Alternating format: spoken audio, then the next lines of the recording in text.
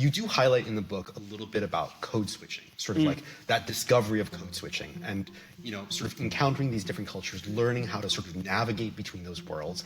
I think that's something that I think in the Asian American experience that I have found, like I spent a lot of time growing up watching PBS Jim Lehrer, memorizing his mannerisms so that I could integrate that into my speech. Like, when was the first time that you realized that it was like a conscious act? Depending on what situation you're in, you might talk a little bit differently. You might behave a little bit differently. It's like reading the room and then being able to adjust, right? And I think that for some people, they push back against that. They think it's a burden to have to do that. It's like, why do I have to be a different person each time?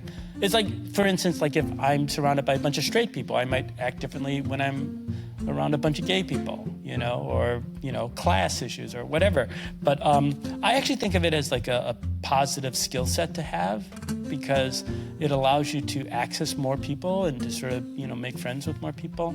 And so I think it's, again, something I learned a lot in that Chinese restaurant because even though we were at the restaurant for like 80 hours a week, like during the summers, like open to close, 7 days a week, I still felt like I saw the whole city because everybody came into our restaurant. Like you said, everybody from the mayor to the pimps and prostitutes on the street. So I really got to see the breadth of people, and, you learn that in some ways everybody's alike, and then you also learn how people are different too. And so I think these are really soft skills that are just really, really important, and that sort of guided me. And so, like, this is why I feel comfortable whenever I'm dropped into any situation, like, no matter what country.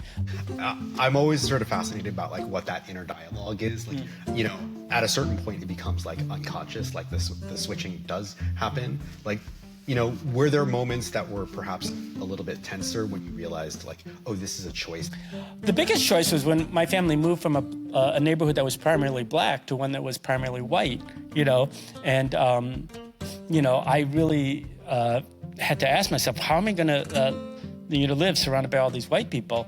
And so my answer was, I'm going to become a Republican. And so I became really conservative, and I was like senior class president of the National Honor Society. I co-founded the Young Republican Club at school, Students Against Smoking. Margaret Thatcher was my imaginary girlfriend. I was like this total right-wing guy. And so that was my whole idea. And so that's part of the journey of the book.